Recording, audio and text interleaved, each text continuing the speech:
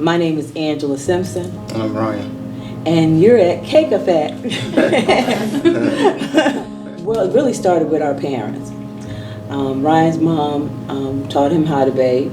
My mother, she tried to throw me out of the kitchen, and I said, if you throw me out, how would I learn? And everybody else ran, but I stayed. And so it both started with our parents. And then we actually started baking out of our home. And then we got a high demand. And we actually stopped baking for a whole year to actually take some business courses at South Piedmont. And Al Johnston was our teacher. And we always say, if it's not hard, and believe me, it was. If it's not hard, it's not worth it. And so nothing beats a failure but a try. And so we decided, hey, if we're gonna take some business courses, we need to try. So that's what we did, and we ended up here. Okay, what we have is the idea that I wanted to do was to bring some old with some new. And what I mean, some old with some new, we have some forgotten cakes that people have seemed to have just totally forgotten about, like German chocolate, Italian cream. A lot of people haven't heard of those cakes.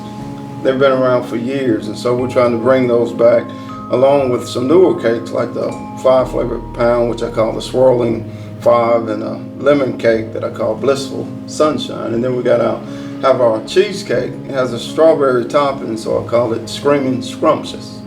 And so we're trying to bring a blend of the old and the new together, try to reach multicultural generations, young people, old people, people in the middle. We're trying to reach them all. With anyone that has a sweet tooth, I'm pretty sure we can find something in this case that will appeal to them. Mm-hmm. And we can't forget, our signature cake is our cheesecake with the strawberry topping. Also, you can't forget about our sweetie pies. Right. That's our sweet potato pies. The Golden Glory cornbread, can't forget that. That's really, really popular. We actually adopted 4 children, 1 girl and 3 boys, Mary, Josiah, Joshua, and Leland. We actually only wanted to adopt 2 children starting out, and we ended up adopting all 3. We at first just wanted to adopt, but they said it was better to foster before you adopt, to see if you actually bond with the children. And so they called us and said, would you be interested in taking 3 boys?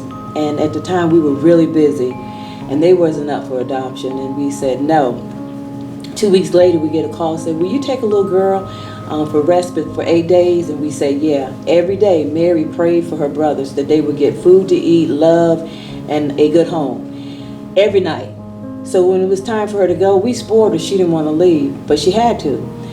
3 weeks later, I get a call and said, will you take 3 boys? And we said, no, we can't, we're busy. They said, well, it's the same 3 boys you said no to over a month ago, and they're Mary's brothers.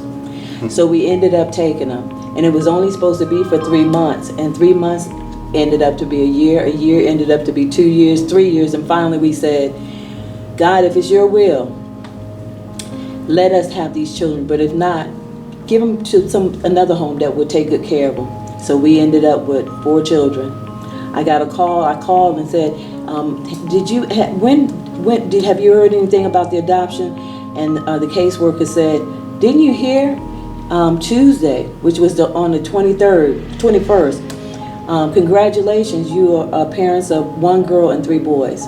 Your adoption decree should be in the mail when you get home from work. And that's our story.